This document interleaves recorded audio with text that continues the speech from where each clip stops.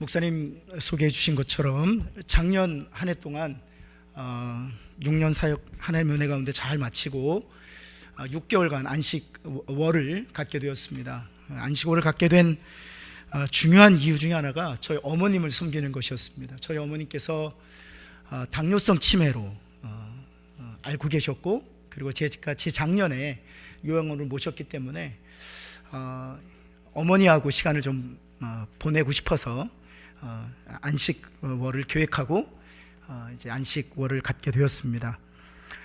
거의 요양원 식구가 다 됐어요. 제가 요양원 직원인 줄 알아요. 요양원 식구들. 목사님 오셨어요? 그것이 저희 인사였습니다. 당뇨성 치매였기 때문에 당뇨가 어느 정도 조절이 되면 이렇게 정신을 차리세요. 그래서 제가 누군지 알아요. 어머니 제가 누구예요? 그러면 신철이지, 내 아들 신철이지, 내가 제일 사랑하는 큰아들 신철이지. 근데 당뇨가 조절이 되지 않으면 제가 누군지 전혀 알지 못하시게 되었습니다. 그것이 반복되다가 마지막 한 달 정도, 작년 7월 달에 어머니 소천하셨어요. 그래서 마지막 한 달 정도는 완전히 기억을 잃게 되셨습니다. 그 초창기였습니다. 한 6월 말쯤 됐는데요. 어머니 저 신철이에요. 늘 그렇듯이 어머니에게 안부를 여쭈었습니다. 저를 보시더니 어머니께서 몰라 그러시더라고요. 그래서 저 아들이라니까요. 저 큰아들, 어머니 제일 사랑하는 큰아들 저 신철이에요. 그랬더니 어머니께서 이렇게 말씀하시는 거예요. 몰라 그러시는 거예요. 저 아들이라니까요. 그랬더니 아니야 그러시는 거예요. 그래서 제가 어머니께 물었죠. 제 아들 맞는데요, 왜 제가 어머니 아들이 아닐까요? 그랬더니 어머니 한마디 하시는 거예요. 못생겼어 그러는 거예요. 얼마나 당황스럽든지. 못생겨서 자신의 아들이 아니라는 것입니다. 어머니의 손을 붙잡고 눈물이 핑 돌았어요. 그때 그런 마음이 생겨나게 되더라고요. 그럼 어머니한테 이렇게 고백했습니다. 어머니가 저를 몰라봐도 제가 어머니를 기억하니까 괜찮아요. 어머니가 저를 잊으셨어도 괜찮아요. 제가 어머니를 기억하고 있기 때문에. 그리고 나서 말씀을 보는데 하나님께서 이런 마음을 제게 주시는 거예요. 때로는 우리가 고난 때문에, 그 무게 때문에 힘겨워서 하나님을 잊을 때가 있어요.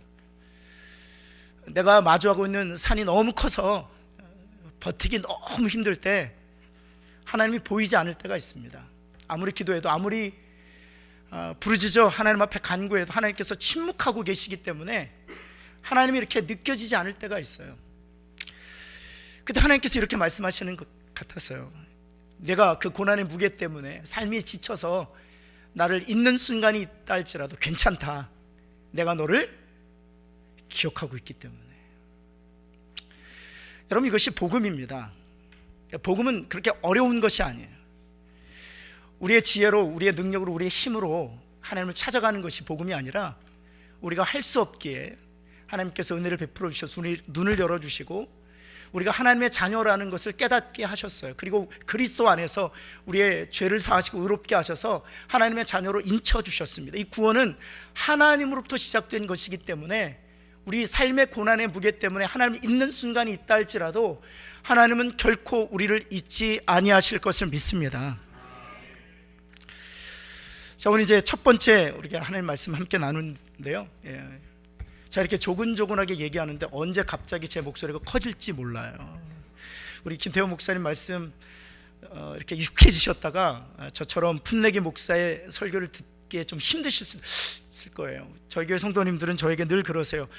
목사님 화통을 몇 개나 삶아 잡으셨기에 이렇게 목소리가 크시냐고. 좀 조근조근히 말씀하셔도 다 알아듣는데 저도 잘 모르겠어요, 왜 이렇게 소리가 커지는지. 근데 아마 놀라셔도 LA 바닥이 저렇구나 이렇게 생각하시고 사랑으로 들어주시면 감사하겠습니다. 저는 오늘 이 집회 기간 동안 우리를 기억하시는 그 하나님 깊이 만나는 그런 은혜가 저와 여러분에게 있기를 간절히 소원합니다.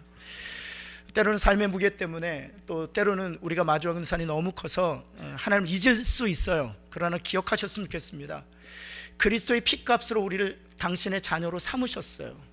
그리스도의 값이라는 그런 희생을 치르시고 우리를 당신의 백성으로 인쳐주셨어요. 하나님의 구원의 선택은 결코 취소되지 아니할 줄을 믿습니다. 그 하나님을 이번 집회를 통해서 깊이 만나는, 그래서 그 하나님께서 오늘 우리를 향하여 주시는 그 시대적 사명이 무엇인지를 다시 한번 되새기는 그런 시간 되기를, 그래서 우리 영혼이 다시 살아나고 살아난 영혼으로 하나님 주신 그 사명에 반응하는 그런 복된 시간 되기를 다시 한번 예수 그리스도의 이름으로 축원합니다. 저희 교회에서는 선교적 삶을 사시는 분들이 많습니다. 사실 저는 선교를 제가 섬기는 교회에 와서 배우기 시작했어요. 저희 교회는 1984년에 설립되었고요, 그 다음 해부터 파송 선교사님을 파송했습니다. 성도들이 15명이 채 되지 않는 때부터 아프리카의 박상목 선교사님을 풀타임 파송 선교로 파송했던 교회입니다. 지금은 49명의 파송 선교사, 협력 선교사, 후원 선교사를 섬기고 있고요, 1년에 선교적 재정으로는 한 2만 불 정도 지출하고 있습니다. 지금까지 하나님께서 저희 교회를 통해서 수많은 선교사들을 배출하셨을 뿐만 아니라 좋은 선교사님과 동역하게 하셨어요. 저는 사실은 목사로서 선교적 관심이 없던 사람이었습니다. 선교의 부르심은 알고 있었지만 가슴으로 그 선교적 사명을 이렇게 받아들이지 못했던 목사였어요. 저는 훈련과 양육에 관심이 있었고 그 부분에 하나님께서 은사를 주셨다고 생각했던 목사였습니다. 우리 교회 와서, 저희 교회 와서 선교가 무엇인지를 평신도들을 통해서 알게 됐어요. 선교가 무엇인지를 눈물을 흘리면서 선교를 위해서 기도하는 성도들을 통해서 배우게 되었어요. 자신의 삶의 목적이 선교라 부르짖는 그런 실업인들을 통해서 선교가 무엇인지를 깨닫게 되었어요. 이제 3일 동안 우리 함께 나눌 때 제가 배운 그 선교를 함께 나누면서 은혜를 나누고자 합니다. 저희 교회에서 말씀드렸던 선교적 삶을 사시는 분들이 많으세요. 어떤 분들은 기업을 하는 목적이 선교를 위한 것이라고 고백합니다. 그 중에 몇 분이 마음을 모아서 목사님 말씀해 주셨던 것처럼 키르기스탄 선교를 섬기기 시작하셨어요. 사실은 키르기스탄을 섬기게 됐던 것은 복음이 중국까지 들어갔다가 중앙아시아, 센트럴 아시아에 지금 복음이 막혀 있어요. 거기에 대표적인 나라가 5개의 나라가 있죠. 카자흐스탄, 가장 큰 영토를 차지하고 있습니다. 그 밑에 키르기스탄, 그 다음에 투르메니키스탄, 우즈베키스탄, 그런 스탄 지역 5개의 나라가 사실은 이 복음의 서진을 막고 있어요. 그래서 기도하던 중에 하나님께서 저희 교회를 키르기스탄으로 부르셨고, 그리고 몇몇 실업인들이 키르기스탄에서 비즈니스 애스 미션, 우리가 이슬람권에서 선교할 수 있는 가장 강력한 무기가 무엇일까 고민하다가 사업을 해야 되겠다는 생각으로 비즈니스 애스 미션을 시작했어요. 그러면서 그 키르기스탄을 몇 번이나 그 실업인들이 단기 팀을 구성해서 방문했었는데요, 사실 미국 현지에서 살면서 키르기스탄에서 비즈니스를 한다는 것 자체가 쉽지 않다는 사실을 깨닫게 되었습니다. 사실 비즈니스 애스 미션에 관심을 가진 그 실업인들과 저와 함께 방문했었는데, 대부분 그 비즈니스 애스 미션을 성공적으로, 그리고 그 비즈니스 미션을 통해서 복음을 전하는 그 선교사님들을 대부분 보면 현지인들하고 결혼한 선교사님이세요. 누군가가 현지인과 결혼해서 그곳에 가서 비즈니스를 해야만 그 비즈니스 애스 미션을 선교적으로 잘 키워갈 수 있는 것이었습니다. 그래서 방향을 전환했어요. 그것이 무엇인가 하면 저희 교회는 의사들이 많습니다.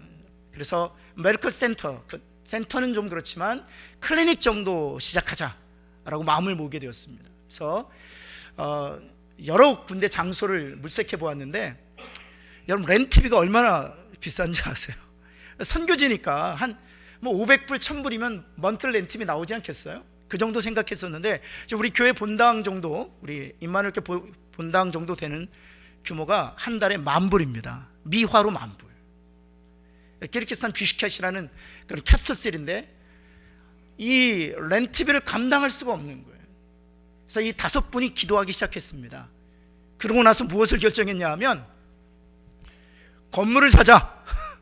건물을 사자. 이 사실 건물을 산다는 것이, 하드웨어를 만든다는 것이 사실은 지금 선교에 역행하는 방법이었거든요. 그래서 저도 좀 망설이고 모든 교회 리더십도 이렇게 주저하고 있었는데, 그 5분이 목사님, 저희들이 헌신하겠습니다. 저희들이 헌신할 테니까 건물 삽시다. 그리고 우리가 중국과 이 센트럴 아시아를 잇는, 그래서 서진하는 이라크와 이란을 잇는 그런 교두보, 허브를 만듭시다. 그리고 인도와 파키스탄에 있는 크리스찬들을 이 키르기스탄에 데려와서 훈련시키고, 중국에 있는 그 어떤 선교적 자원인 청년들을 이 키르기스탄에 데려와서 훈련시킵시다. 그 허브를 만드는 건물, 선교 센터를 우리가 구입하겠습니다. 그리고 나서 100만 불짜리를 시작했어요. 5분이 시작했습니다. 5분이. 그러니까 시드머니를 만들게 되었고요.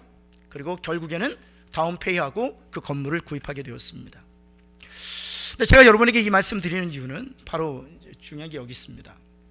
우리는 선교를 하면 하나님께서 그 개인과 가정과 기업을 축복해 주실 것이라고 생각해요.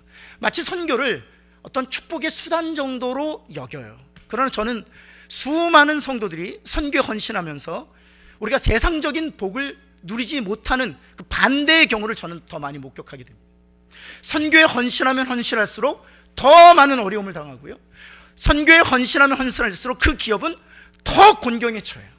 이 5분의 이 키르기스탄 선교를 위해서 헌신하셨던 분들, 그럼 그분들은요, 자기의 이름과 자신의 영광을 위해 헌신하신 분들이 아니에요.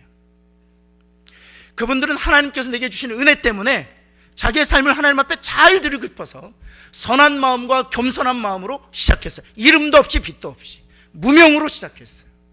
교회에 광고하지 않았어요. 교회에도 누가 일에 헌신하는지 스스로를 알리지 않았어요. 여러분, 그렇게 선한 마음으로, 겸손한 마음으로, 그리고 의로운 동기로 선교를 시작했는데 1년 만에 그분들이 경영한 모든 기업이 어려움을 당했습니다. 어떤 분은 심지어는 FBI 조사까지 받았어요. 국세청에서 나와서 그 기업 전체를 샅샅이 흩기도 했습니다. 제가 그 모든 1년의 과정을 지켜보면서 하나님께 이런 질문을 던질 수밖에 없었어요. 하나님, 우리는 선교하면 하나님께서 축복하신다고, 그리고 선교하면 하나님께서 그 기업과 가정을 책임지라는 메시지를 계속 듣고 있습니다. 그런데 하나님, 어떻게 이렇게 의롭고 겸손한 동기로, 자소로 하나님의 나라를 위해서 헌신하는데 이렇게 어려움을 당하는 이유가 무엇입니까? 그러면서 하나님께 제게 주신 말씀이 바로 룻기예요. 룻기 우리가 1장 1절부터 5절 말씀 우리가 함께 읽었는데요, 우리가 이제 룻기 전체 5장을 살펴보면서 과연 하나님께서 하나님의 백성, 특별히 주의 일에 헌신하는 이들에게 하나님께서 왜 고난을 일시적으로 허락하시는지를 우리가 이해하는 것이 굉장히 중요하겠다. 우리가 선교적 사명을 가지고 살아갈 때 우리는 반드시 어려움을 당할 것입니다. 여러분, 예수 그리스도의 12제자를 보셨으면 좋겠어요. 사도 바울 역시 보셨으면 좋겠어요. 그는 자신의 모든 세상적 영광을 예수 그리스도의 그 복음 하나 때문에 배설무쳐 버렸던 였습니다. 그러나 그 누구보다도 가장 고난을 많이 당했던 이가 바로 사도 바울이었거든요. 여러분, 이와 같이 주의 일에 헌신된, 그리고 하나님의 은혜의 복음에 헌신된 이들이 고난을 당할 때 왜 하나님께서는 그 고난을 일시적으로 허락하시는가 하는 것입니다. 여러분, 그것을 우리가 이해하면 이 선교적 헌신 두렵지 않습니다. 이 선교적 삶 어렵지 않습니다. 선교적 삶, 선교적 사명을 가지고 살면은 반드시 고난을 마주할 터인데, 그 고난을 우리에게 일시적으로 허락하신 하나님의 뜻과 목적과 계획을 우리가 이해한다면 누구나 선교적 삶, 선교적 헌신에 자신의 삶을 내던질 수 있어요. 오늘 이 말씀을 함께 살펴보면서 우리 함께 답을 찾아가셨으면 좋겠습니다. 여러분, 룻기의 주인공은 룻이죠. 그렇죠? 예, 룻으로 알고 있습니다. 근데 사실은 1장 그리고 2장의 주인공은 사실 나오미예요. 이 나오미의 입장에서 성경을 읽어가면서 이 나오미에게 주어진 이 고난이 어떤 재료로 사용하고 있는지를 읽어가면서 오늘날 우리에게 주어진 고난에 대한 의미를 함께 살펴보고자 합니다. 1장 1절부터 5절까지 읽었는데 1장 1절에서 5절에 이 나오미가 당한 고난 3가지가 등장합니다. 한번 살펴보도록 하겠습니다. 첫 번째, 이 나오미가 어떤 고난을 당했는지 1절 말씀입니다. 같이 한번 1절 말씀 읽어볼까요? 시작. 사사들이 치리하던 때에 그 땅에 흉년이 드니라. 잘 보세요. 사사들이 치리하던 때에 그 땅에 무엇이 들었어요? 이거 첫 번째 나오미가 당한 고난이었습니다. 흉년을 맞이했어요. 우리가 인생을 살다 보면 흉년을 맞이하게 돼요. 가정에도, 기업에도, 또 직장과 일터에도, 자녀의 삶에도, 우리가 기대했던 그 소원에도, 또 심지어는 우리 교회에도 흉년을 맞이할 때가 있습니다. 그런데 여러분, 이 나오미가 흉년을 맞아서 힘든데 더 힘들었던 이유가 1절 상반절의 기록도 있습니다. 무슨 땅에 흉년이 들었다고요? 그 땅이라고 되어 있습니다. The land, 정관사가 붙어 있어요. 그저 땅에 흉년이 들었다라고 성경은 기록하지 않고요. 왜 그 땅에 흉년이 들었다라고 기록하게 했을까요? 이 땅이 어떤 땅입니까? 하나님께서 약속하신 땅이고, 그렇죠. 하나님 주신 땅. 아브라함과 이삭과 야곱에게 약속하신 땅, 하나님이 주신 땅이에요. 자기의 이기적인 욕망으로 차지한 땅이 아니었습니다. 내 본토 친척 아비집을 떠나라, 그리고 내가 지시할 땅으로 가라. 하나님께서 아브라함과 이삭과 야곱과 그 후손들에게 영원한 기업이 되리라고 주셨던 땅이에요. 그 땅에 무엇이 들었다고요? 흉년이 들었다고요. 여러분, 우리 그리스도인들이 언제 힘든 줄 아세요? 하나님께서 주신 거예요. 하나님께서 내게 약속하신 거예요. 이것은 너무나도 분명한 거예요. 하나님이 친히 나를 위해서 주신 거예요. 그것에 무엇이 들었다고요? 흉년이 들었다는 거예요. 이것이 나오미가 당했던 고난이에요. 때로는 하나님께서 우리의 직장과 일터를 주시죠. 하나님께서 내게 은혜로 주신 거야 라는 확신을 가지고 시작해요. 조만간 흉년을 맞아요. 하나님께서 이 가정 내게 선물로 주신 가정이야. 하지만 좀 지나다 보면 흉년을 경험합니다. 하나님께서 이 교회를 내게 허락하셨구나. 정말 천국 같은 교회야. 그러나 시간이 지나다 보면 여전히 흉년을 만나게 됩니다. 이것이 나오미가 첫 번째 당했던 고난이에요. 여러분, 두 번째 나오미가 당했던 고난이 무엇이었습니까? 여러분, 그래서 이 나오미와 그 가족이 결정한 것이 있습니다. 약속의 땅 떠나자. 약속의 땅에 흉년이 들었기에 이제 떠나자는 것입니다. 그래서 모압 지방 이방의 땅으로 거류하게 되었습니다. 이방의 땅으로 가자마자 두 번째 고난을 당하게 되는데요.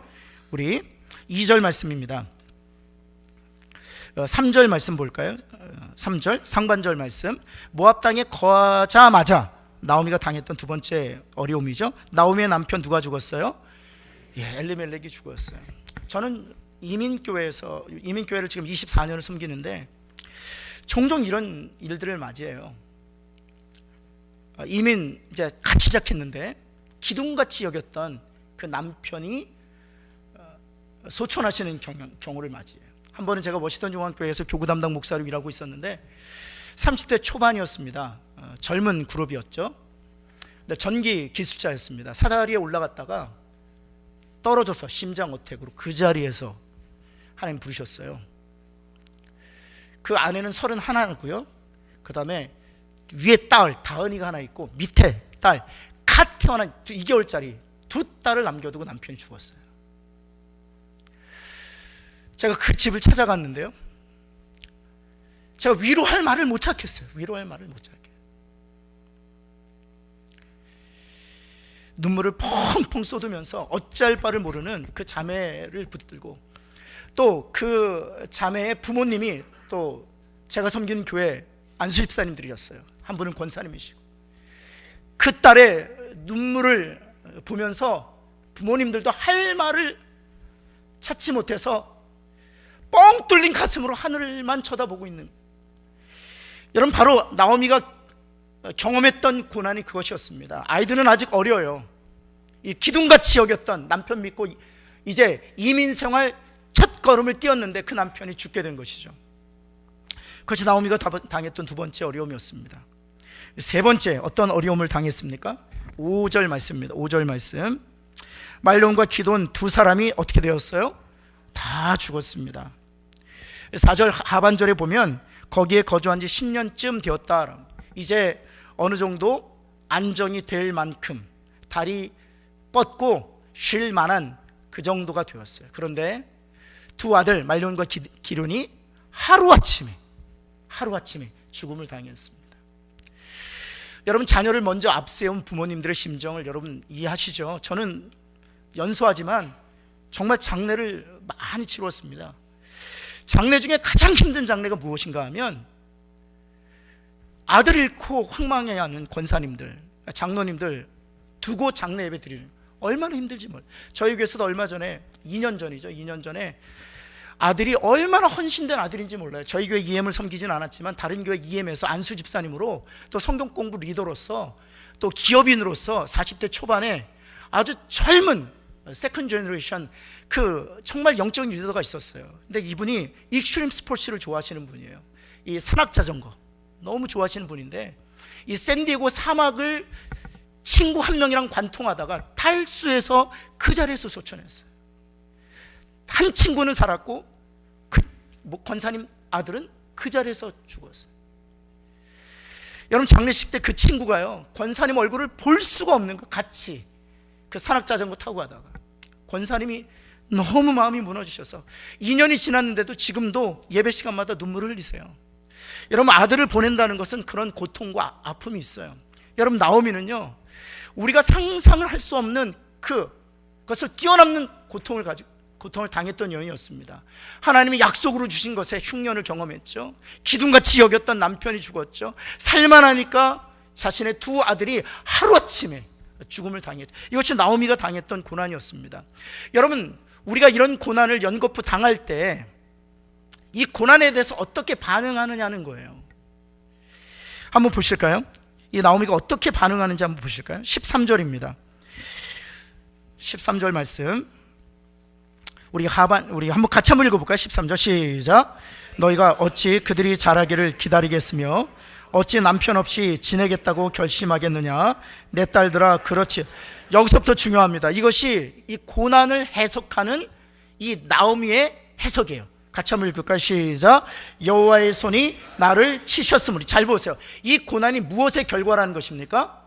하나님께서 나를 치신 결과라는 거예요. 여러분, 대부분의 성도들이 고난을 당하면 나오미처럼 해석합니다. 하나님이 나를 치셨기 때문에 그 결과로 이 고난을 당한다. 여러분, 제가 5번 말씀드렸죠. 선교적 열심, 겸손한 마음과 의로운 동기로 선교에 헌신하셨어요. 다 어려움을 당하셨어요. 제가 찾아가서 함께 말씀을 나눌 때 그분들이 하나같이 말씀하시는 것이 하나님께서 나를 치셨다는 것이에요. 그리고 주변의 사람들도 하나님께서 너를 치셨다는 것입니다.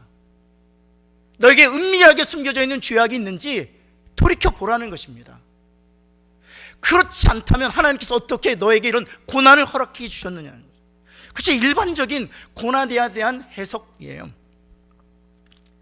나오미 역시 예외 아니었습니다. 여러분, 그렇다면 여기서 우리가 이런 질문을 던질 필요가 있습니다.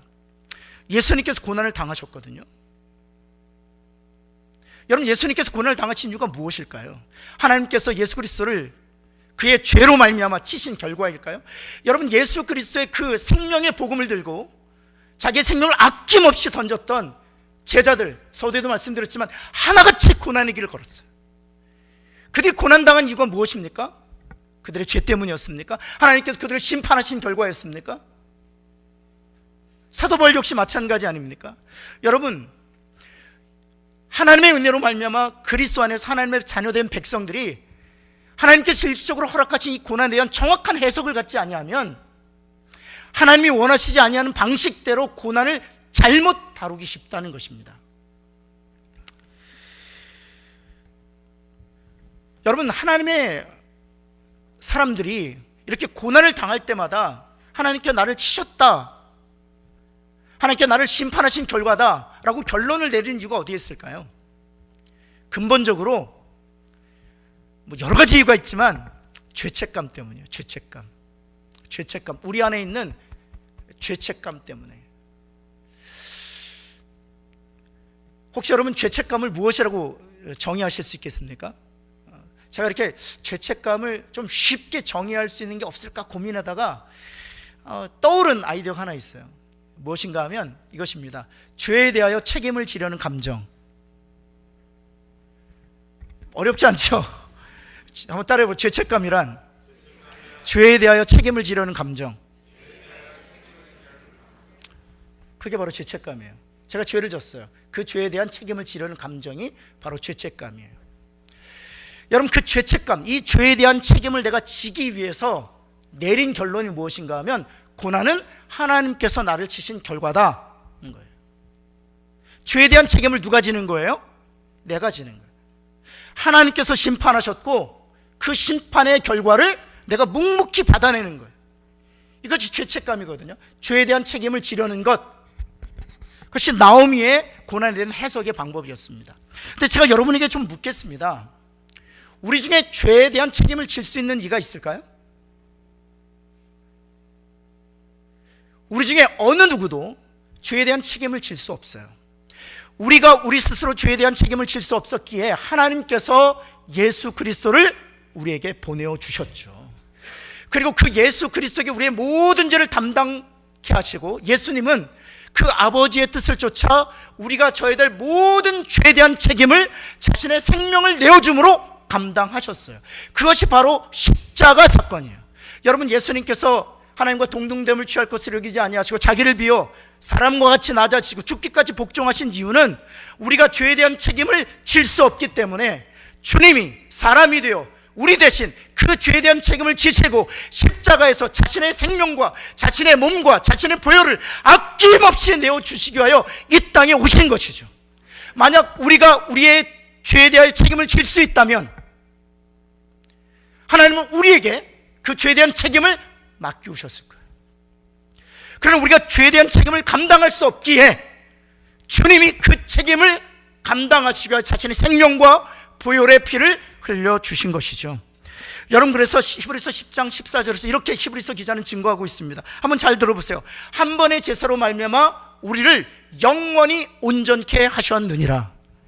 여러분, 이것은 무엇을 말하는 것입니까? 하나님께서 자신의 몸을 대속제물로 내어주심으로 말미암아 우리의 죄를 영원히 사해 주셨다는 사실이에요. 여기서 말하는 영원이란 우리의 과거와 현재와 미래 모든 죄를 그리스도의 보혈로 덮어주셨다는 것입니다. 여기 온전하다라는 말은 NIV 버전이 이렇게 번역하고 있어요. perfect 이렇게 번역했어요. 완전한 자. 그 다음 영어 어떤 단어가 따라오냐면 forever 예요. perfect, He made us perfect forever. 하나님께서 단 한 번의 one sacrifice, 예수 그리스도의 그 제물 되심으로 말미암아 우리를 영원히, 우리 현재와 우리의 과거와 현재와 미래 영원히 우리를 완전케 하셨다는 사실입니다. 우리 옆에 있는 분에게 이렇게 한번 축복해 볼까요? 당신은 그리스도로 말미암아 영원히 완전하게 되었습니다. 여러분, 믿으십니까? 이것이 믿음이 필요해요. 주님, 하나님께서 그리스도 안에서 우리를 영원히 완전케 하셨다라는 히브리서 기자의 선언을 믿음으로 받아들일 때 그 사건과 우리가 일치가 되는 거예요. 연합이 되는 거거든요. 다시 한번 제가 여러분에게 말씀드리겠습니다. 한 번의 제사로 말미암아 우리가 영원히 온전케 되었는 줄 믿습니다. 여러분, 갈라디아서 3장 14절에 사도 바울을 통해 하나님께서 이렇게 증거하게 하셨죠. 그리스도께서 우리를 위하여 저주를 받은 바 되사, 우리가 받아야 될 그 모든 저를 십자가에서 받은 바 되사 율법의 저주에서 우리를 속량하셨느니라 그랬어요.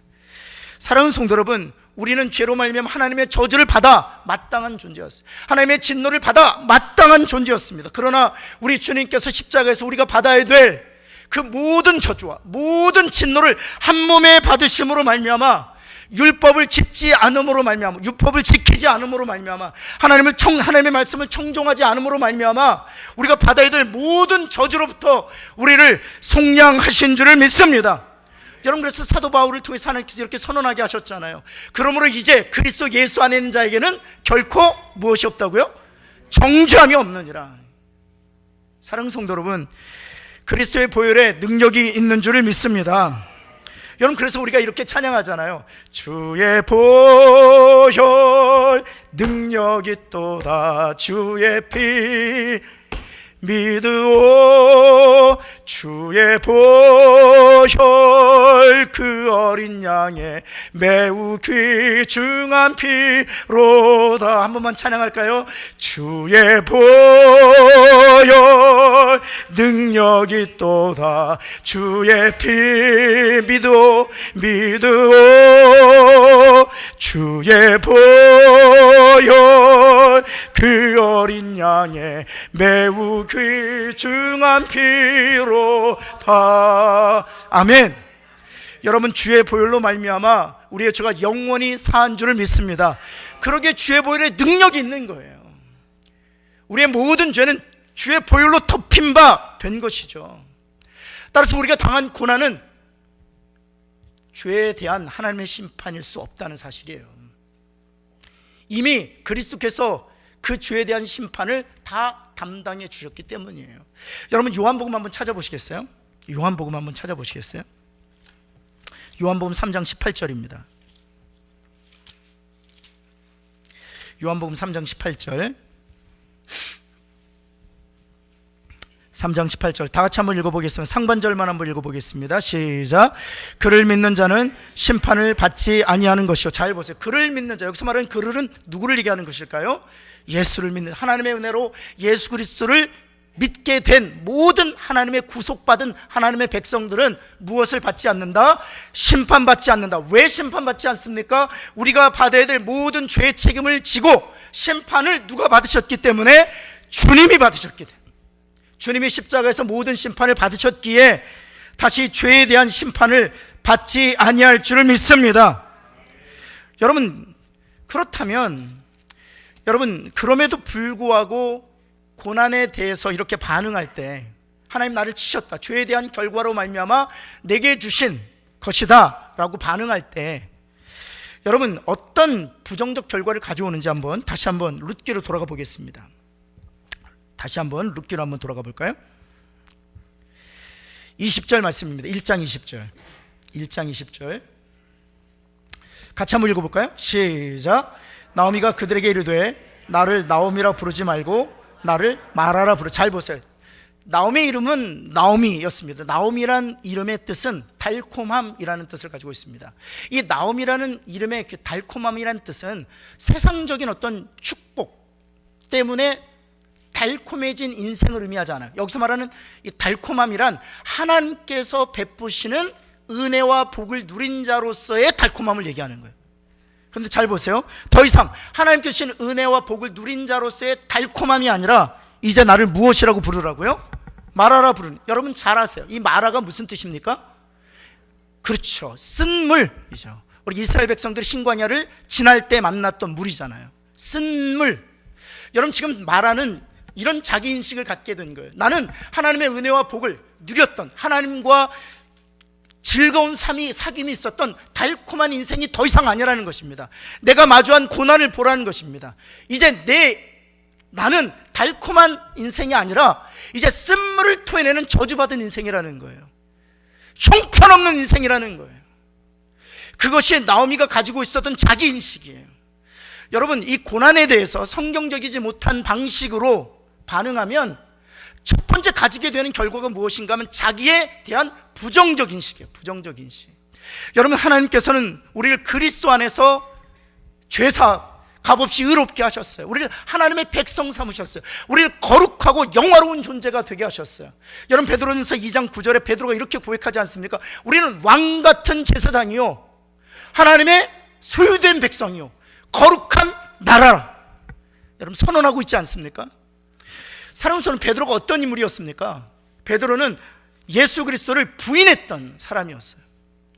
그럼에도 불구하고 베드로가 무엇이라고 고백합니까? 왕같은 제사장이요 하나님의 거룩한 백성이요 하나님의 소유된 백성이라고 자기 스스로 아이덴티파이하고 있는 것이죠. 사랑하는 성도 여러분, 왜 그런 자기 인식을 가질 수 있게 된 것입니까? 그리스도의 보혈의 능력이 있기 때문이거든.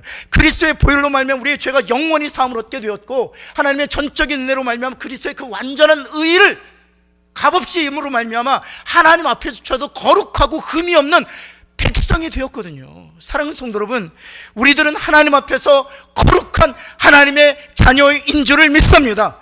여러분, 그래서 사도 바울을 통해서 하나님께 선언하게 하셨잖아요. 그러므로 이제 누구든지 그리스도 안에 있으면 새로운 피조물이라. 이전 것은 지나갔으니 보라 새 것이 되었도다. 우리는 옛사람을 벗어버리고 하나님의 전적인 너를 새 사람을 입게 된 그리스도 안에서 재창조된 새 피조물인 줄을 믿습니다. 여러분, 하나님께서 야곱을 야복강에서 만나셔서 야곱아 내 이름이 무엇이냐 물었잖아요. 야곱이 그때 야곱이니이다. 여러분, 하나님께서 야곱의 이름을 모르셔서 What's your name? 묻고 계시는 것일까요? 아니죠. 야곱의 이름을 누구보다 잘 알고 계셨어요. 태중에 그를 택하셨기 때문에. 그에게 야곱의 이름을 묻고 있는 것은 이렇게 묻는 것이에요. Who are you? 내가 누구냐는 거예요. 너의 실체와 너는 지금 마주해야 된다는 것입니다. 때로는 살다 보면 나의 정체와 나의 실체와 마주할 때가 있어요. 그때는 완전히 컬랩스된, 완전히 모든 것이 무너지는 때예요. 괜찮은 사람인 줄 알았거든요. 그런데 나의 실체와 나의 정체와 목도하게 될 때 그저 하나님 앞에서 주저앉아서 나는 죄인으로서이다, 나는 야곱인이다, 야복강에서 하나님 앞에 부르짖었던 야곱의 고백을 할 수밖에 없는 것이거든요.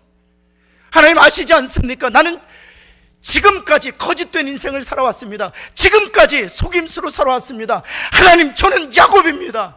그렇게 철저히 자기 실체와 정체와 대면했을 때 여러분, 하나님께서 그게 어떤 축복을 주셨습니까? 내가 다시는 너를 야곱이라 부르지 않겠다. 이제부터 너를 이스라엘을 부르겠다. 사람은 지금도 마찬가지예요. 하나님의 그 은혜 앞에 내가 죄인인 것을 정확하게 목도하고, 하나님 나는 죄인입니다. 하나님의 은혜와 긍휼 없이는 한순간도 살 수 없는 죄인입니다. 죄로 말미암아 부패하고 오염된 내 스스로는 아무것도 할 수 없는 무자격한 자, 무능력한 존재입니다. 하나님 나를 불쌍히 여기소서라고 나의 실체와 정체와 대면할 때 하나님 말씀하시는 것이죠. 이제 내가 너를 죄인으로 부르지 않겠다. 내가 너를 거룩한 하나님의 백성이요 의인으로 일컫겠다. 사랑하는 성도 여러분, 우리는 마라가 아니라 그리스도 안에서 언제나 나옴이에요.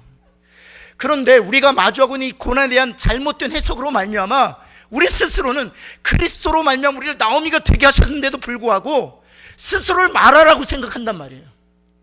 나는 형편없는 인생, 나는 저주받은 인생.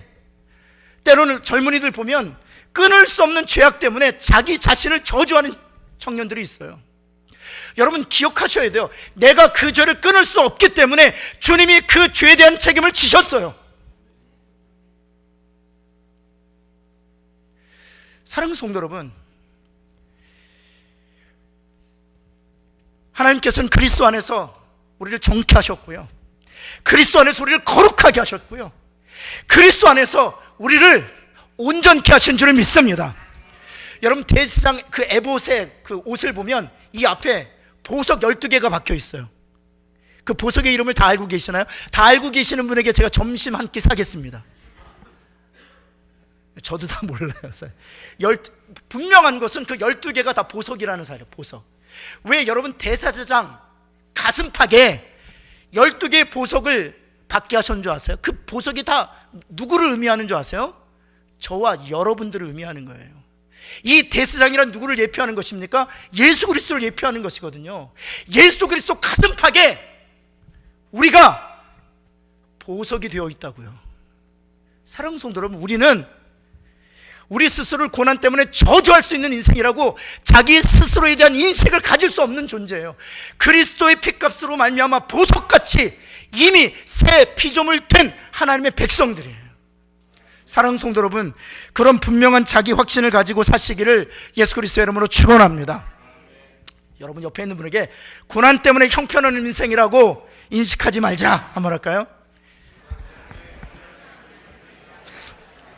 다시 한번, 고난 때문에 저주받은 인생이라고 스스로를 저주하지 말자.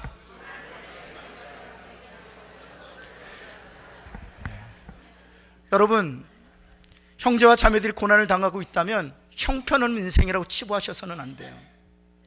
왜냐하면 그리스도의 보혈에 그 보배로운 값이 지불됨으로 그를 하나님의 자녀로 삼으셨기 때문이에요. 우리는 그리스도 안에서 영원히 완전케 된 거룩한 하나님의 백성인 줄을 믿습니다. 여러분, 이 고난을 잘못 해석할 때 가지게 되는 첫 번째 이 결과가 이 부정적 자기인식이에요. 두 번째가 무엇인가 하면 하나님께서 예비해 주신 것을 보지 못합니다. 그래서 우리가 고난을 잘 해석해요. 하나님께서 이미 나오미의 삶에 예비해 주신 것이 있는데 그 예비해 주신 것을 보지 못해요. 이 고난에 붙잡히면. 여러분, 하나님께서 이런 상황에 대비해서 엘리멜렉이 주었던 두 아들이 죽었습니다. 이 가정의 남자가 다 사라지게 되었어요. 이런 상황을 대비해서 하나님께서 이스라엘 나라에 주신 제도가 있습니다. 그것이 무엇인가 하면 기업 물을 제도예요. 기업 물을 제도. 이 기업 물을 제도를 좀 이렇게 쉽게 설명하면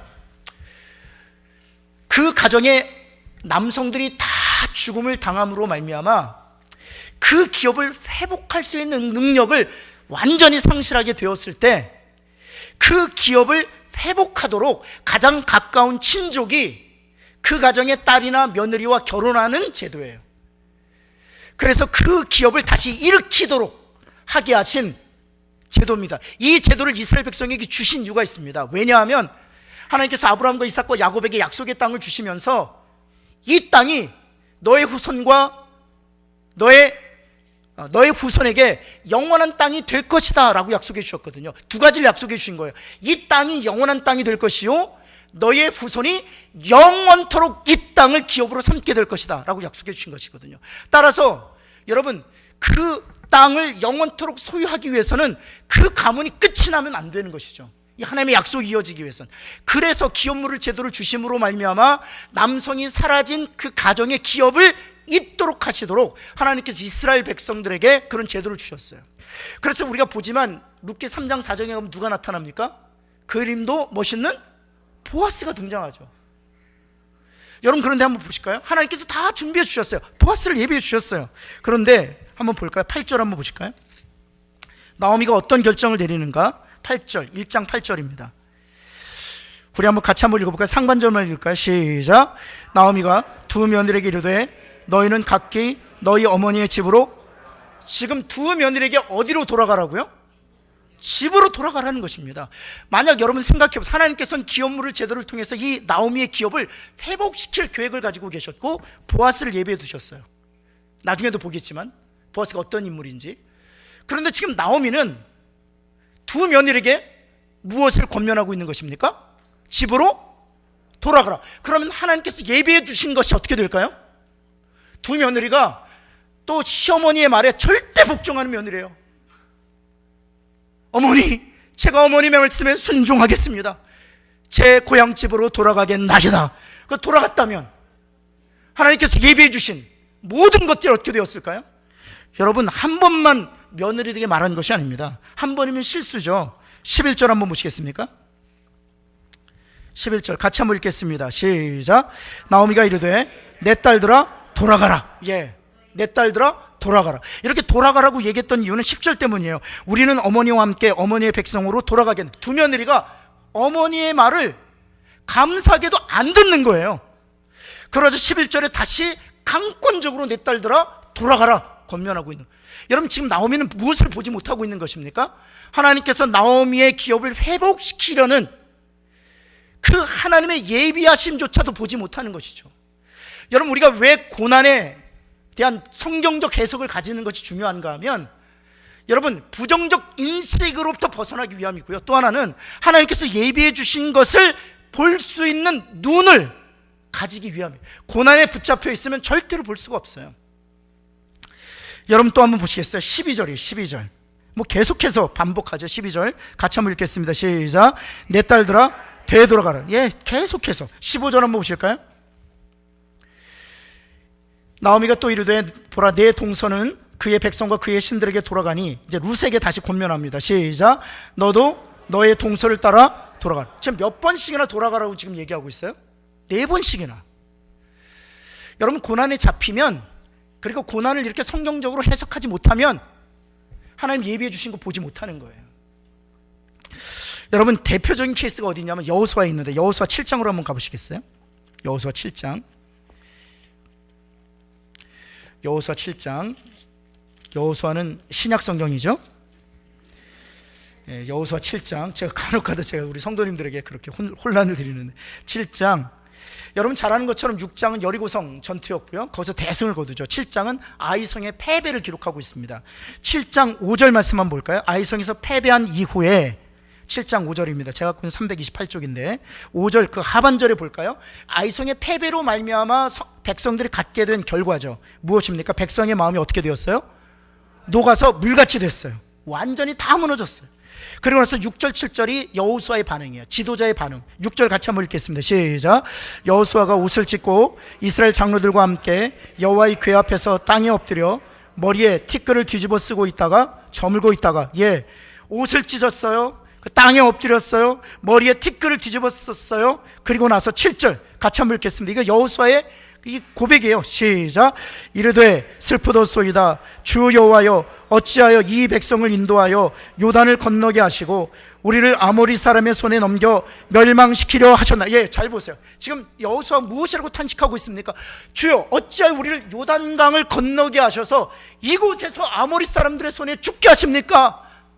이게 여호수아의 탄식이에요. 여러분, 이 정도 되면 아이성에서 이스라엘 백성들이 어느 정도로 패했을까요? 이 정도면 완패죠. 완패. 백성들의 마음은 녹았죠.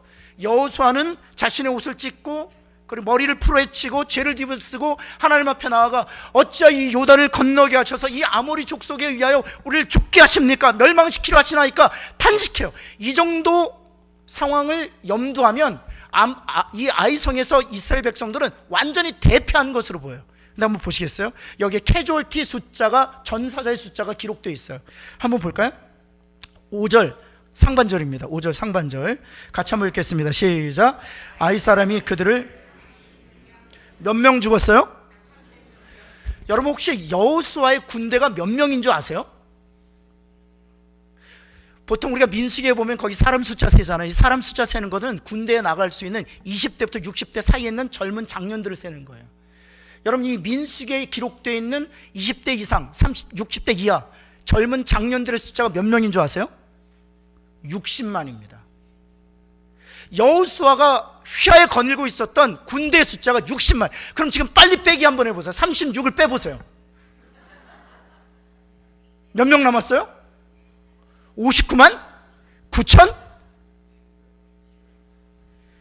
여러분, 지금 이순신 장군은 신하에게 12척이 남아있나이다 그랬거든요.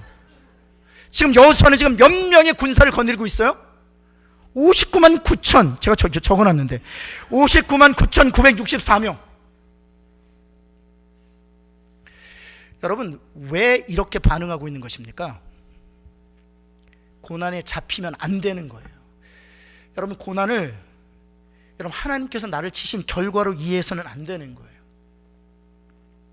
그러면 저주받을 인생이라고 생각하고요, 그냥 메뚜기 정도로 스스로를 여기는 거예요. 여러분, 하나님께서는 그리스도를 이 땅에 보내셨어요. 그리고 그리스도 안에서 모든 죄를 용서하시고 우리를 값없이 의롭게 하셔서 우리를 하나님의 자녀가 되는 권세를 주셨는 줄 믿습니다. 그것이 우리가 갖고 있는 정체성이에요.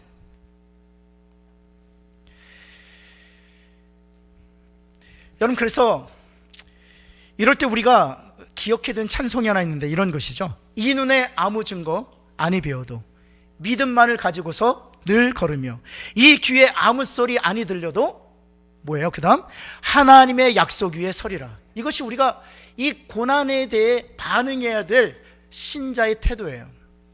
그럼 좀 더 우리 한번 신자의 태도에 대해서 한번 살펴보도록 하겠습니다. 그럼 고난에 대해서 올바른 신자의 태도가 무엇인가? 주일을 하다가 고난당할 때 하나님께서 일시적으로 우리에게 고난을 허락하실 때 그 고난에 대하여 하나님께서 신자들이 가져야 될 그런 믿음과 그리고 확신과 태도가 무엇인지를 성경을 통해서 한번 확인하도록 하겠습니다.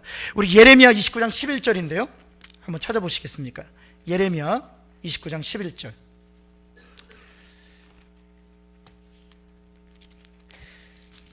(1096쪽에) 있습니다. 1096쪽에 있는데요, 29장 11절입니다. 제가 갖고 있는 성경은 1096쪽인데요. 1096쪽.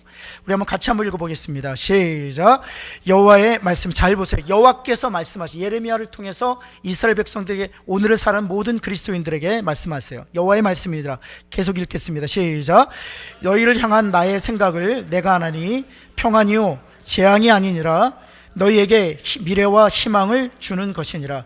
거기에 보면 영어 성경으로 보면 이렇게 되어 있습니다. 혹시 영어 성경을 갖고 있는 분들 한번 보시겠습니까? For I know the plans I have for you. 너를 위한 계획을 내가 아나니, 그렇게 되어 있죠. 그 다음 무엇입니까? Plans to prosper you and not to harm you. Plans to give you hope and future. 내가 너에 대한 계획을 가지고 있다는 것입니다.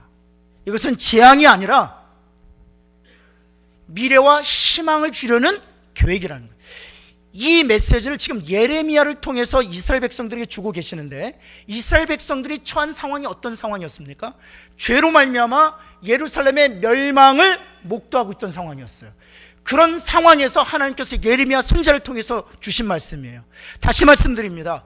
자신들의 죄로 말미암아 예루살렘이 멸망해 가는 그 상황을 바라보고 있는, 눈물 짓고 있고 탄식하고 있는 이스라엘 백성들에게 하나님이 말씀하시는 것이에요.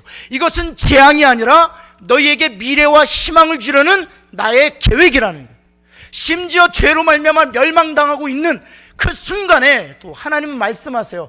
이것은 너희를 위한 재앙이 아니라 너에게 미래와 희망을 주려는 하나님의 계획이라. 이 메시지와 이 약속이 어떻게 성취되는 줄 아십니까? 하나님께서 그들을 완전히 부서뜨리신 다음에 그들을 다시 리빌드 하셨어요. 그리고 나서 그 안에서 메시아 되신 예수 그리스도를 보내어 주셨어요. 여러분, 그것이 바로 하나님께서 이스라엘 백성들에게 주신 약속이요, 그리고 성취였습니다. 여러분, 저는 확실히 믿습니다. 모든 그리스도인들에게 일시적으로 허락하신 그 고난은 재앙이 아니라 우리에게 미래와 희망을 주려는 하나님의 계획인 줄을 믿는 저와 여러분 되기를 예수 그리스도의 이름으로 축원합니다. 여러분, 그러면 다시 한번 룻기로 돌아와서 다시 한번 룻기로 한번 돌아와 보시겠습니까? 이 말씀 그대로 나오미의 삶을 한번 추적해 보시겠어요? 먼저 하나님께서 그녀의 삶에 어떻게 일하고 계셨는지, 나오미가 자기의 고난을 하나님께서 치신, 하나님께서 심판하신 결과로 이해하고, 자기는 나오미가 아니라 마라라, 자기 자신을 가리켜서 저주받은 인생이라고 결론 짓고, 더 나아가서 하나님께서 예비하신 것조차도 보지 못하는 그 상황 속에 있을 때 하나님께서 나오미의 삶에 어떻게 일하고 계시는지 한번 1장 6절 한번 보시겠습니까? 1장 6절 같이 한번 읽겠습니다. 시작. 그 여인이 모압 지방에서 여호와께서 자기 백성을 돌보시사 그들에게 양식을 주셨다 함을 듣고, 잘 보세요. 그녀가 고난당하고 있을 때 하나님께서는 가나안 땅, 하나님이 약속하신 땅에 풍년을 허락하셔서 양식을 얻도록 하셨어요. 그리고 또 하나가 있어요. 16절로 한번 가볼까요? 하나님께서 예비하신 것이 있어요. 16절 같이 한번 볼까요? 같이 한번 읽겠습니다. 시작. 룻이 이르되 내게 어머니를 떠나며 어머니를 따르지 말고 돌아가라 강권하지 마옵소서. 어머니께서 가시는 곳에 나도 가고 어머니께서 머무시는 곳에서 나도 머물겠나이다. 어머님의 백성이 나의 백성이 되고 어머님의 하나님이 나의 하나님이 우리 청년들이여, 이런 며느리 되시기를 예수 그리스도 이름으로 축원합니다. 한번 보세요. 어머니께서 가시는 곳에 나도 가고 어머니께서 머무시는 곳에 나도 머물겠나이다. 그 다음 더 위대한 고백을 하죠. 어머님의 백성이 나의 백성이 되고 어머님의 하나님이 나의 하나님이 될 것이니이다. 이런 며느리 되시기를 예수 그리스도 이름으로 축원합니다. 형제들이여, 이런 며느리 구하십시오. 이런 며느리가 아니죠. 이런 아내를 찾으십시오. 여러분, 근데 한번 보세요. 이런 멋진 며느리를 하나님께서 누구에게 붙여주셨어요? 나오미에게. 나오미는 지금 하나님께서 나를 치신 결과라고, 스스로를 저주받은 인생이라고 그렇게 아예 결론을 내렸잖아요. 그런데 하나님께서는 이미 그녀의 삶 가운데 룻이라는 이런 성숙한 신앙의 여인을 붙여주고 계시잖아요. 사랑하는 성도 여러분, 지금도 고난의 한복판에서 우리 하나님은 일하고 계시는 줄을 믿습니다.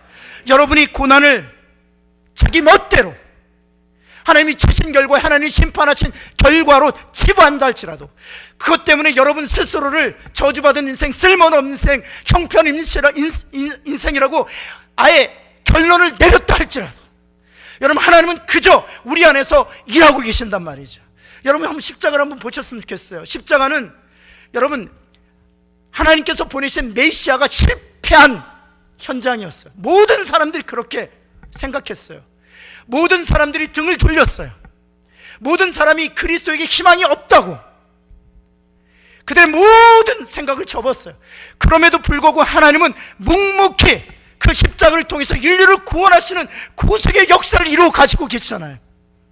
사랑하는 성도 여러분, 오늘날 성도들이 당하는 고난 가운데에서도 누구도 하나님을 알아주지 않고, 누구도 하나님께서 일하시는 것에 반응하지 않더라도 하나님은 여러분의 삶 가운데 일하시는 하나님이신 줄을 믿습니다. 여러분 한번 보세요. 또한 하나님께서 누구를 예비해 주셨다고요? 보겠지만 보아스. 성은 보시고 이름은 아스죠. 여러분, 근데 이 보아스가 어떤 인물이었습니까? 저는 이 보아스를 볼 때마다 이해가 안 되는 파트가 있어요. 이 사람은 유대인이었거든요. 유대인인데 이 룻은 어떤 여인이었습니까? 이방 여인이었어요. 여러분 잘 아시는 것처럼 유대인은 세 가지를 동일하게 여겼죠. 여자와 이방인과 마지막 있는데, 죄송합니다, 개, 강아지, 여자와 이방인과 강아지를 동일시 여겼어요. 근데 여러분 유대인인 보아스가 기업 무르겠다고 자처해요. 나오미의 무너진 기업을 다시 회복시키겠다고 자처해요. 그리고 나서 기꺼이 자원하는 마음으로 룻을 아내로 맞아들입니다. 여러분 그녀는 이방 여인이었어요. 그럼에도 불구하고 이 보아스가 그녀를 자원하는 마음으로 아내로 맞아요. 무엇 때문일까요? 여러분 보아스의 어머니가 누군가요? 보아스의 어머니는 여리고성에서 유일하게 생존한, 정탐꾼 숨겨두고 붉은 줄 매하다라 하나님의 은혜로 전적인 구원을 얻게 된 누구요? 라합이었어요. 라합은 이방인이었습니다. 여러분 하나님께서 보아스를 언제부터 예비하셨어요? 여리고성 무너뜨릴 때부터 예비하셨어요. 사랑하는 성도 여러분, 하나님의 당신의 계획을 성취해 가시는 방법은 우리의 상상을 뛰어넘어요. 여러분 우리의 인생이 시작되기도 전에 하나님 우리의 인생에 대한 계획을 가지고 계셨을 뿐만 아니라 지금 여러분이 당하는 고난 통해서 하나님께서 미래와 희망을 주려는 하나님의 계획을 지금도 차질 없이 이루어 가고 계세요. 여러분뿐만 아니죠. 그 결과 하나님께서 이 나오미에게 어떤 은혜를 베푸셨는지 한번 여러분 확인해 보시겠습니까? 룻기 4장 17절 한번 읽겠습니다. 16절 한번 읽겠습니다. 16절 같이 한번 읽어보겠습니다. 시작. 나오미가 아기를 받아 품에 품고 그의 양육자가 돼. 이제 손주를 얻게 돼. 손주를. 그리고 나서 17절 그의 이웃 여인들이 그에게 이름을 지어주되 나오미에게 아들이 태어났다 하여 그의 이름을 무엇이라고 지었어요? 오벳. 그런데 그 오벳의 이름 그 다음에 누구의 이름이 기록되어 있어요? 다윗. 그럼 제가 묻겠습니다. 나오미는 다윗의 무엇이 될까요? 증조 할머니. 여러분 이스라엘을 다스리는 다윗을 하나님께서 나오미를 통해서 이 땅에 오게 하실 계획을 가지고 계세요. 여러분 지금 나오미에게 말씀하시는 것입니다. 내가 당한 고난은 재앙이 아니라 미래와 희망을 주는 하나님의 계획이라 하는 거예요. 여러분 다윗에게서 끝이는 것이 아니죠. 다윗의 후손 예수 그리스도에게까지 미치는 것이죠. 사랑하는 성도 여러분, 주일하다가 고난 당할 수 있습니다. 주일하다가 어려움 당할 수 있어요. 그러나 기억해야 합니다. 그것은 하나님께서 우리를 치신 결과가 아니에요. 하나님께서 일시적으로 주일을 당한 모든 성도들이, 선교적 사명을 가지고 살던 모든 성도들이 고난 당할 때 하나님은 말씀하시는 것입니다. 그것은 너희를 위한 재앙이 아니라 미래와 희망을 주려는 하나님의 계획이라고요. 사랑하는 성도 여러분, 내가 당한 고난은 재앙이 아니라 하나님께서 주시는 희망과 미래를 주는 계획인 것을 믿는 저와 여러분 되기를 간절히 소원합니다. 지금 우리가 해야 될 일이 있다면 고난 가운데서 그 하나님 바라보는 거예요. 그리고 한 가지만 찾아보고 마치도록 하겠습니다. 우리 출애굽기 한번 찾아보겠습니다. 출애굽기 오늘 정말 많이 찾네요. 출애굽기 14장 찾아보고 마치도록 하겠습니다. 출애굽기 14장 21절인데요. 출애굽기 14장 21절 한 절만 같이 한번 읽겠습니다. 굉장히 중요한 절이에요. 14장 21절 같이 한번 읽겠습니다. 시작. 모세가 바다 위로 손을 내밀어 여호와께서 큰 동풍이 밤새도록 바닷물을 물러가게 하시니 물이 갈라져 바다가 마른 땅이 된지라. 한번 절 한번 보시겠습니까? 이 모세가 홍해를 가르는 그런 사건이 기록되어 있는 절이잖아요. 이 본문을 보지 말고 여러분이 그냥 알고 있는 대로 저에게 답변해 주시겠습니까? 예, 아니요로만 답변해 주시면 됩니다. 모세가 지팡이로 홍해를 갈랐다. OX. O라고 생각하시는 분은 눈을 깜빡깜빡거려 주시고, X라고 계시는 분들은 발꼬락을 꼼지락거려 주시고. 무엇입니까? 지팡이로 홍해를 갈았다. 맞아요? 틀릴까요? 틀려요. 여러분, 지팡이로 홍해를 가른 사람은 모세가 아니라 찰턴 헤스턴입니다. 여러분 보세요. 21절 한번 보세요. 모세가 바다 위로 무엇을 내밀었어요? 손을 내밀었어요. 지팡이 내밀지 않았어요. 여러분, 지팡이로 때린다고 홍해가 갈라지겠습니까? 절대로 그런 일이 일어나잖아요. 지팡이 무슨 능력 있는 것이 아니거든요. 첫 번째가 그것이고요. 두 번째, 절 한번 보시겠습니까? 두 번째 OX인데요. 손을 내밀었더니 한 번에 갈라졌다. OX. 임마누엘 교회 성도들은 수준이 굉장히 높은데요. 그럼 한 번에 안 갈라지고 어떻게 갈라졌어요? 여기에 기록되어 있어요. 여기에 기록되어 있어요. 한번 보시겠어요? 여기에 갈라진 시간을 하나님께서 정확하게 기록하게 하셨어요. 뭐라고 기록되어 있어요? 밤새도록 갈라졌어요. 한 번에 갈라진 거 아니에요. 밤새도록 갈라졌어요. 보세요. 모세가 손을 내밀었어요. 밤새도록 바람이 불러져서 갈라졌어요. 한 번에 갈라지지 않았어요. 그럼 이제 중요해요. 이게 중요해요. 모세가 바다 위에 손을 내밀었는데 모세 앞쪽부터 갈라졌을까요? 반대쪽부터 갈라졌을까요? 이게 굉장히 중요해요. 모세 앞쪽부터 갈라졌을까요? 반대쪽부터 갈라졌을까요? 우리는 흔히 생각할 때 어디부터 갈라졌다? 바로 앞에부터 갈라져서 쭉 갈라졌다고 생각하잖아요. 그런데 한번 보시겠어요? 그래서 하나님께서 하나하나 차근차근 잘 기록하게 하셨어요. 잘 보세요. 손을 내미는 여호와께서 큰 무슨 풍이요? 이 동풍은 어느 쪽에서 부는 바람일까요? 어떻게 하셨어요? 간혹가다 이 동풍을 얘기할 때 목사님 동풍은 서쪽에서 붑니다. 이런 분들이 있어요. 동풍은 동쪽에서 부는 바람이죠. 여러분, 왜 하나님께서 바람의 방향을 정확하게 기록하게 하셨을까요? 이유가 있어요. 그냥 바람을 불어 바다를 가르시니 하셨어도 되는데 동풍이라는 바람의 방향을 정확하게 기록자로 기록하게 하셨어요. 왜냐하면 바람의 방향이 중요하니까. 지금 비아트롯이라고 얘기하는데 이 비아트롯이라는 이 선영지는 서쪽에 있습니다. 홍해 서쪽. 그럼 동풍이 불었다면 바다 어디부터 갈라진 거예요? 모세 앞이 아니라 반대쪽에서부터 갈라진 거예요. 반대쪽에서부터 갈라지기 시작해서 밤새도록 갈라진 거예요. 그럼 제가 한번 묻겠습니다. 홍해의 넓이가 어느 정도 되는 줄 아세요? 제가 조사해 봤더니 한강 정도 생각하시는 분들이 있더라고요. 한강은 가장 큰 폭이 1km예요. 그럼 반대쪽에서 갈라지면 반대쪽에서 갈라진 게 보일까요? 안 보일까요? 1km인데 왜 안 보이겠어요? 1km는 보여요. 저를 너무 도와주려고 하진 않으셔도 돼요. 간혹가다 설교를 하다 보면 목사를 도와줘야 되겠다는 동정심으로 대답하시는 분들이 있어요. 도와주지 않으셔도 돼요. 제가 알아서 할 테니까. 1km는 다 보여요. 1km는 다 보여요. 근데 여러분, 근데 홍해의 넓이는 20km에서 긴 데는 30km예요. 그럼 20km 저편에서 일어난 일 보일까요? 안 보여요. 그럼 제가 묻겠습니다. 모든 이스라엘 백성들은요, 홍해 앞에서 낙심했어요. 절망했어요. 하나님을 원망했습니다. 모세 리더십에 대하여 공격했어요. 모세 홀로 남아서 바다에 손을 얹고 있어요. 아무 일도 일어나지 않아요. 바다 저편에서부터 갈라졌기 때문에 아무 일도 일어나지 않아요. 여러분, 모세가 바다가 갈라지게 되는 것을 본 시점은 한참 지나서요. 어쩌면 새벽녘이 됐을 때일지도 모르겠어요. 그때까지 모세가 묵묵히 그 자리를 지키고 있었어요. 누구를 바라보고? 하나님 바라보고.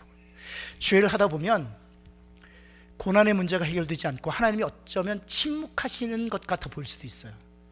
그러나 나오미의 삶에 하나님께서 일하셨던 것처럼, 그리고 모세의 삶에 하나님께서 일하셨던 것처럼 우리의 삶에도 하나님이 일하시는 줄 믿는 저와 여러분 되길 간절히 소원합니다. 결코 주의를 하다 낙심하지 마세요. 결코. 그 일에 4년 정도 지났습니다. 5명의 기업인들이 너무너무 바닥을 치게 되었어요. 4년 뒤에 3분은 다시 회복됐어요.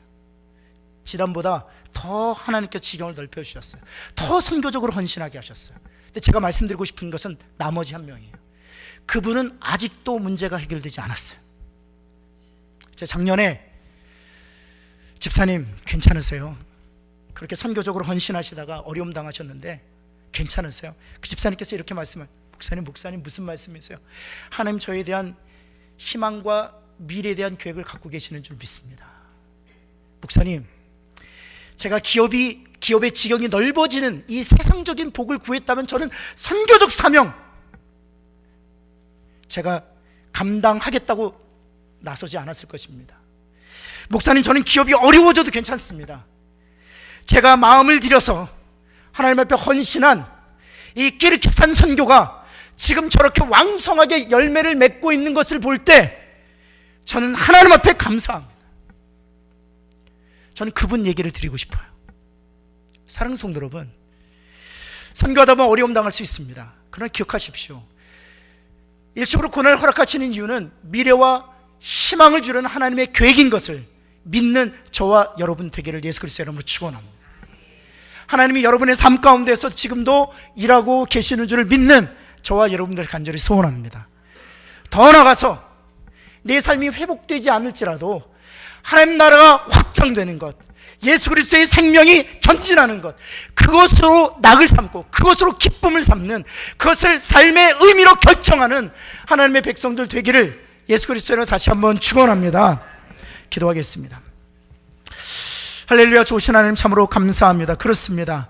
하나님, 우리가 주의를 하다가 고난당하고 주의를 하다가 어려움 당할 때 우리가 낙심하지 않게 하여 주옵시고, 하나님 때로는 하나님께서 심판하신 결과라고 스스로를 자책하면서 저주받은 인생, 형편없는 인생, 쓸모없는 인생이라고 스스로를 규정하지 않게도 하여 주옵시며, 우리가 그리스도의 피값으로 영원히 죄 사먹고 그리스도 안에서 거룩한 자가 되었고 완전한 존재, 새 피조물이 되었다는 분명한 하나님께서 내게 주신 거룩한 하나님 그 자기의 인식을 가지고 주님께서 나를 향하여 가지고 계신 미래와 희망을 주려는 계획을 성취할 때까지 승리하는 저희들 다 되게 하여 주옵소서.